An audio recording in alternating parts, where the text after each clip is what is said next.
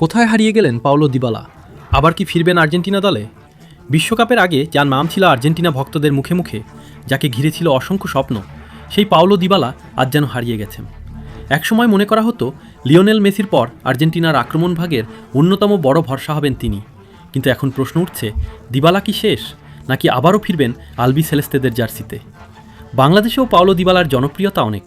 তার দুর্দান্ত বাঁ পায়ের শট, অসাধারণ ড্রিবলিং আর ম্যাচ ঘুরিয়ে দেওয়ার ক্ষমতা তাকে কোটি ভক্তের হৃদয়ে জায়গা করে দিয়েছে।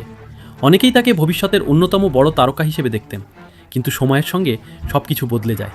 ইনজুরি, ধারাবাহিক পারফরমেন্সের ঘাটতি এবং জাতীয় দলে নতুন প্রজন্মের ফুটবলারদের উত্থানের কারণে ধীরে ধীরে স্কালোনির পরিকল্পনা থেকে ছিটকে পড়েন দিবালা।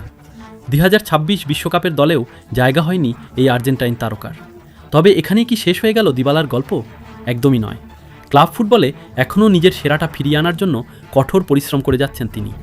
যদি আবারও দুর্দান্ত পারফরমেন্স দেখাতে পারেন, তাহলে আর্জেন্টিনা দলে তার ফেরার দরজা যে পুরোপুরি বন্ধ নয়, সেটাও মনে করছেন অনেক ফুটবল বিশ্লেষক। এখন সবার মনে একটাই প্রশ্ন, পাওলো দিবালা কি আবারও নীল সাদা জার্সিতে মাঠে নামবেন, নাকি তার আন্তর্জাতিক ক্যারিয়ারের গল্প এখানেই শেষ? এর উত্তর সময় দেবে। তবে একটা বিষয় নিশ্চিত, লাজোয়া পাওলো দিবালাকে আবারও আর্জেন্টিনার জার্সিতে দেখতে মুখিয়ে আছেন বাংলাদেশের লাখো ভক্তসহ বিশ্বের কোটি কোটি ফুটবল সমর্থক।